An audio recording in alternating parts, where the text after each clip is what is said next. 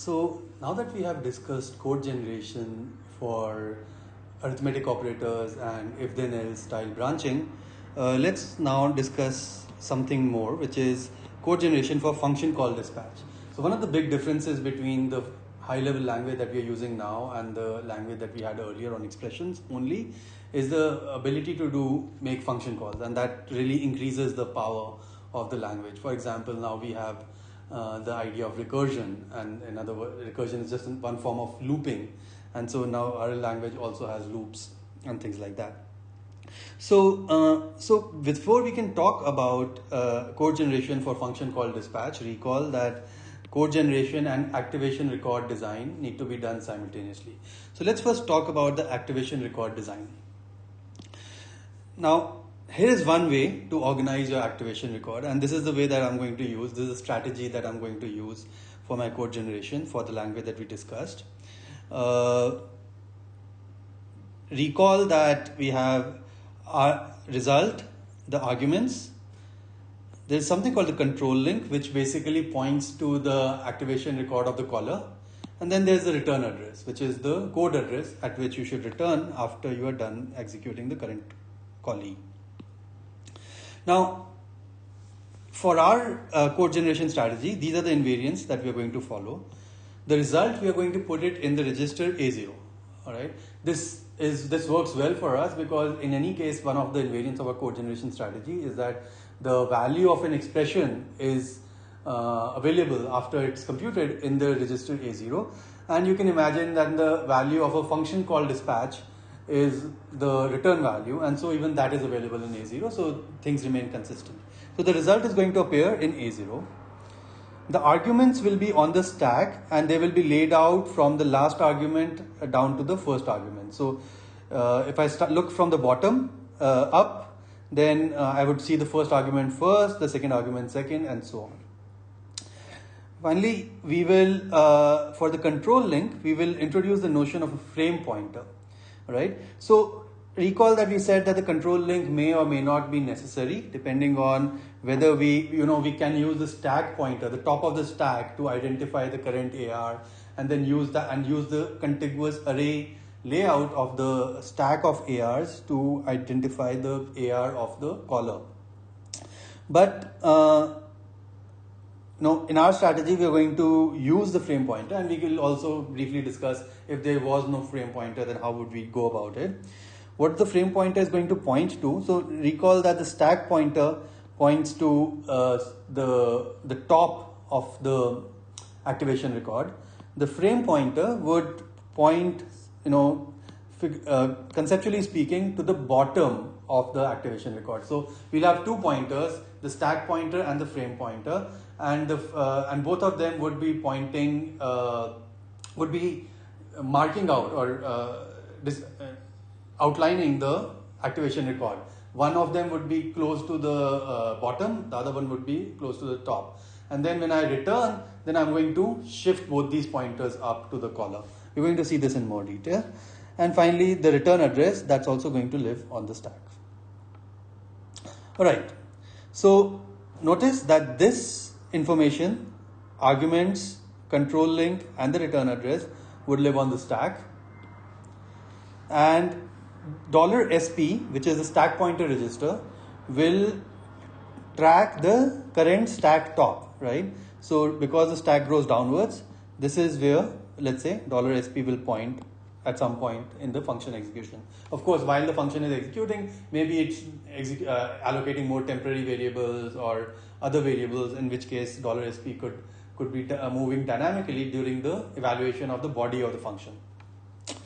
All right, but we're going to introduce another register called the frame pointer, and there is actually a register in MIPS architecture called FP, which is meant to be for the frame pointer, and this is used to track the current AR, and that would typically point somewhere near the bottom of the current AR. All right, so here is what the AR layout is going to look like. The stack grows downwards as always. The frame pointer, so let's say I'm currently executing in the callee. So let's say this part is the callee.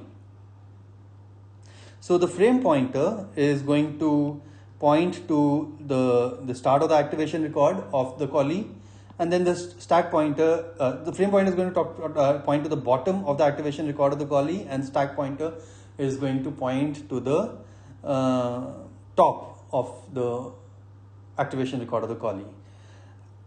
Also, just above the frame pointer, we would have information that would basically allow us to return back to the caller's activation record and caller's code address. So, for example, before the callee was called, what was the return address? So, what is the return address? That's stored here. What were the arguments with which this callee was called? That's also available on the stack. And then what is the old frame pointer? This is similar to our control link. So that's going to, old frame pointer means frame pointer of the caller.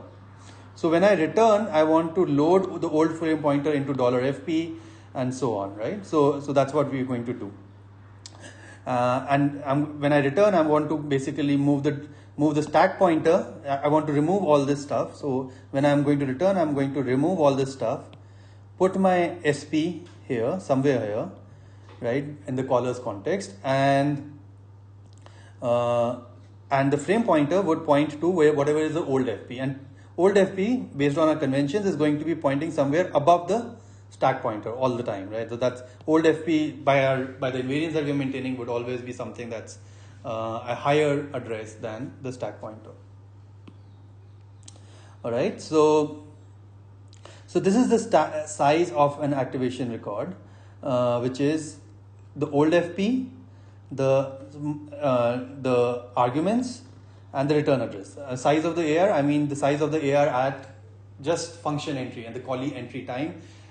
This is all the information that's required to dispatch the function call. You basically, that needs to be saved. This is the old frame pointer, the arguments with which the callee was called, and the return address. So what's the size of the AR? It's, if n is the number of arguments, 1.n, then the size of the AR is 4 into n plus 8. 4 for each argument, 4 for the old frame pointer, and 4 for the return address. And so the total size becomes 4 into n plus 8 in our strategy. Okay, now also what part is populated by the caller and what part is populated by the callee? This is also a part of my AR design. It's not just enough to say what are the contents, but what is populated by what. This is part of the calling conventions contract, and this also needs to be decided at code generation time. And in this case, I'm going to ensure, so clearly the arguments need to be populated by the caller, right? Because the callee cannot know what are the arguments. The actual arguments are going to be populated by the caller. Also, the old frame pointer will be populated by the caller because it's the caller's frame pointer. So the callee won't know what is the frame pointer of the caller. And so these n plus 4 into n plus 4 words are the arguments, and the old frame pointer is populated by the caller. The return address is populated by the callee, and we're going to see how that is done. And so that's that's the breakdown of what is populated by the caller and what is populated by the callee. Okay, before we can talk about the code generation for a function called dispatch, we'll introduce two more relevant MIPS opcodes. One is called jump and link JAL to a label. What it does is it branches to the label. This is a typo. This is branches to label and saves the address of the next instruction in a register called array. So the MIPS architecture has a special register. Recall that there were 32 registers in the MIPS architecture, and one of them is called array.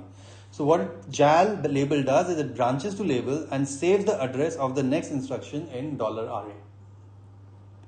Now this is going to implement our function call. As you can imagine, it's going to jump to the function entry. It will be used to jump to the function entry, and such that during the jump, the return address is stored to this register called array, so that when the callee wants to return, it can use array to return back. All right, and then there is this instruction called jump register reg. That's going to be used to jump to a register. So branch to the address stored in the register, and you can imagine that this is typically used to jump to the return address register. And this is jump register $array basically implements a function return in the MIPS architecture. All right. So with that background, let's look at the code generation for a function called dispatch. So let's say there's a function that appears in my on the caller side, which says f and then some arguments which are the expressions. Notice that these are actual arguments, so the actual expression values. So the first thing I do is I save the current frame pointer. Recall that in our AR, the first thing in the stack was the old FP. So I first save the old FP. So that's what the first two instructions are doing. They just store word $fp 0 $sp. So just store the frame pointer at the top of the stack and then decrement the stack pointer. So in other words, these two are pushing the frame pointer to the top of the stack. Then generate the code for all the arguments. And recall that the arguments were laid out in the reverse order. So the first argument that I'm going to generate the code for is en, the last. So I'm going to generate the code for en, then en minus 1 and so on. So I first generate code for en. And then whatever is the result, I will expect it in the register A0. And so I push A0 to the stack using these two instructions, store word and add immediate and update. And I keep doing this for all the arguments until I reach E1. So code generation for E1 and then push the value to the top of the stack again. Finally, make the function call using the jal fentry opcode. Now notice that everything from on the caller side has, at this point, basically what I have is in the stack is old FP and then all the arguments laid out from the last argument to the first argument. And now this is where $sp points at function entry. Now, by the time the computer, the control reaches the first instruction in function entry, the return address register would be populated with the return address. So $RA would be populated with the return address. And so the first thing that the callee may want to do is to push $RA to the stack, and that would complete our activation record. All right. So this is the callee side code. The first thing that so this is code gen for a function definition. So this is the def keyword, the identifier of the function, the formal arguments x1.xn equals e, which is the body of the function. So question is, how do I generate the code for such a function definition? So first of all, we need to generate a new label called for every function identifier called, let's say, f underscore entry, and this is the label that is going to be used with the jal instruction for every function called dispatch to this particular function. And the first thing we do is we move $sp to $fp. Why do we do this? Well, this is basically representing the new frame pointer, the new bottom of the activation record.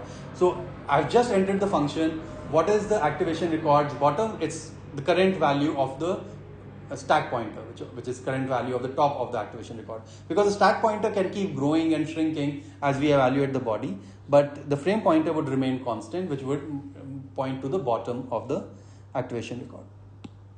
All right. Then we store word the return address to the top of the stack. So we just push the return address, which is in register RA, to the top of the stack by using these two instructions, store word and add IU.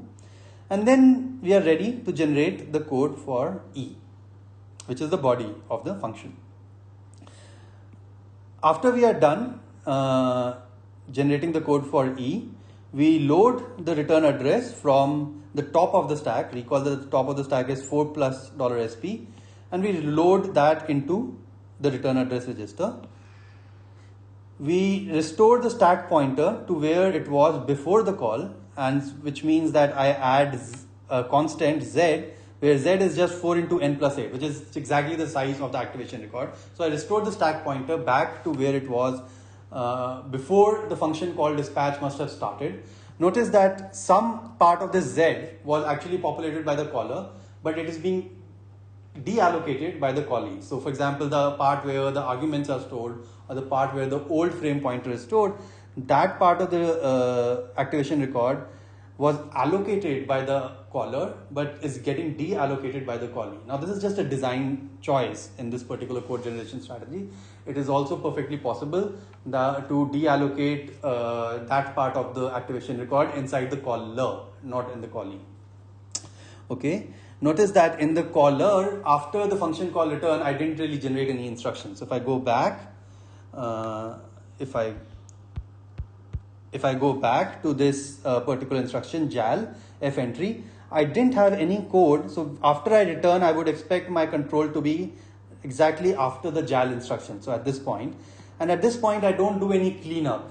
All right, so I'm assuming that the callee has done all the cleanup for me, and this is just a strategy. I could have put some more instructions here if I wanted, but I'm not doing that. And so in this case, the callee is basically doing all the cleanup, and one of the cleanup items is that you need to deallocate the stack space by popping off z number of bytes, and that's done by just adding z to $sp, where z is 4 into n plus 8, where n is the number of arguments. Finally, we want to restore the old frame pointer, and the old frame pointer, based on this arithmetic, you will be able to see that it is available at 0 plus $sp, and so I can just load that into $fp, and now I can return to the return address which was populated earlier in my code generation strategy. Okay, now once again I may ask you the question, why do I need to push the array and then load it again? Could I just not have had to push the array and just store it in the $array register? The answer is really easy. The code gen of E could have clobbered array, and so I need to push it to the stack and then pop it back, because I can't trust that $array is not clobbered inside E. All right, but if I push it to the stack, then we are safe because of our invariant that code gen will not modify the stack in any way. All right, so if I look at the stack states during a procedure call, let's say this is the stack state before the call. This is the caller's stack state, right? This is the caller's frame pointer and the caller's stack pointer, right? So the caller's frame pointer and the caller's stack pointer before the call. Now, just after the call, on function entry of the callee, I would have the frame pointer is still pointing to the caller's frame pointer. So the $fp is still pointing there, even though I have pushed this value here. So at this point, this value is actually equal to $fp, right? Because that's exactly what I had pushed. Also, the arguments are have been pushed by the caller, and so the stack pointer is pointing to the next stop of the stack. And so this is what the stack would look like on function entry before executing any instruction in the function, right? Now the first few instructions in the callee function are going to push more stuff. For example, it's going to push the return address on the stack. Also, it's going to modify the FP value. So let's look at that. Indeed, after 3 instructions, it's going to look like the following. It has the return address. So the first 3 instructions, if you recall, are you push the return address on the stack and you update the frame pointer register. And so that's exactly what's happening. I push the return address and then I have the frame pointer. The stack pointer is now pointing to 1 lower than the return address location. And now at this point, it is safe for the body to execute. So body executes from here on, and the body can potentially change the stack pointer up and down, but the frame pointer would remain the same. If the body involves another function call, then the frame pointer would get saved and restored before and after the call. And so this is how my code generation strategy is going to work. Now, after the body has been executed, then the function would want to return, and recall that the last few instructions in my code generation strategy were they were cleaning up the stack by incrementing the stack pointer. So that's what is happening. So stack pointer is here, but I'm going to add z to it, which is 4 into n plus 8, and so my stack pointer is now pointing at this location, which is old fp. Moreover, I'm going to load old fp into $fp, and so these two values are again going to become equal. All right, and at this point I'm ready to resume in my caller context, and the caller side I'm not going to really do anything. The only thing I'm going to do is that I'm going to assume that all this stuff below the stack pointer, including the location pointed to by the stack pointer, is now available for other stuff, and this can be assumed to be completely dead.